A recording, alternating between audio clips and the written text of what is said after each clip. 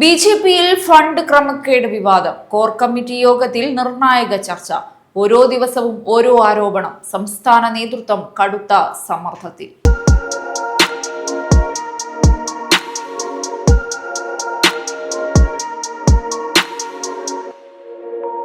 അയോധ്യ സംഭാവന ശേഖരണവുമായി ബന്ധപ്പെട്ട വിവാദങ്ങൾക്കു പിന്നാലെ കേരള ബിജെപിയെ വീണ്ടും പ്രതിരോധത്തിലാക്കുകയാണ് തിരഞ്ഞെടുപ്പ് ഫണ്ടുമായി ബന്ധപ്പെട്ട ക്രമക്കേട് ആരോപണങ്ങൾ.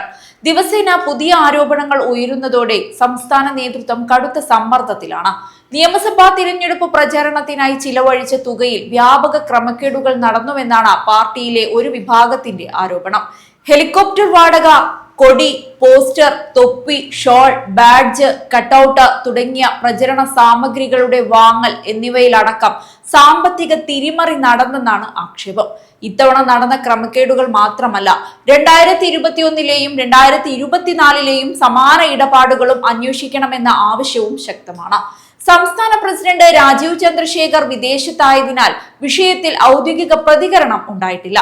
അദ്ദേഹം ജൂലൈ 17-ന് മടങ്ങിയെത്തിയ ഉടൻ കോർ കമ്മിറ്റി യോഗം വിളിക്കണമെന്ന ആവശ്യം ഉയർന്നിട്ടുണ്ട്.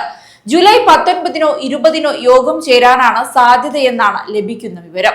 തിരഞ്ഞെടുപ്പ് പ്രചരണവുമായി ബന്ധപ്പെട്ട സാമ്പത്തിക ഇടപാടുകളുടെ കേന്ദ്രമായി സംസ്ഥാന കമ്മിറ്റി ഓഫീസായ മാരാർജി ഭവൻ പ്രവർത്തിച്ചുവെന്നാണ് ആരോപണം.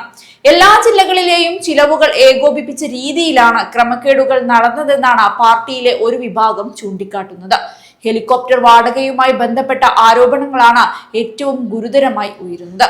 2021-ലും 2024-ലും മണിക്കൂറിന് 3.4 ലക്ഷം രൂപ നിരക്കിലാണ് ഹെലികോപ്റ്റർ വാടകയ്ക്കെടുത്തതെന്നാണ് പരാതി.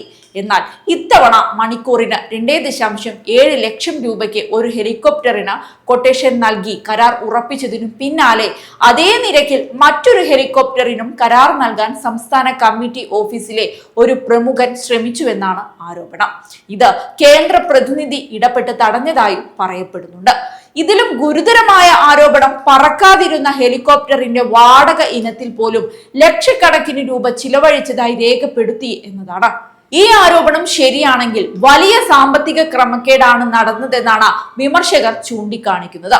പ്രചരണ സാമഗ്രികളുടെ വാങ്ങലിലും ക്രമക്കേട് നടന്നെന്നാണ് മറ്റൊരു ആരോപണം. കൊടി, ഷോൾ, തൊപ്പി, ബാഡ്ജ്, കട്ടൌട്ട് എന്നിവയുടെ ടെൻഡർ ലഭ്യമാക്കുന്നതിനായി നേതാക്കൾ ഇടപെട്ട് വ്യാജ കമ്പനികൾ രജിസ്റ്റർ ചെയ്തുവെന്നാണ് ആരോപിക്കപ്പെടുന്നത്.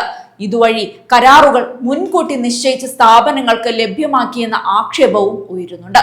ആരോപണങ്ങൾ ഉയരുന്നതിനിടെ സമഗ്ര അന്വേഷണം നടത്തണമെന്ന ആവശ്യം പാർട്ടിക്കുള്ളിൽ തന്നെ ശക്തമാവുകയാണ്.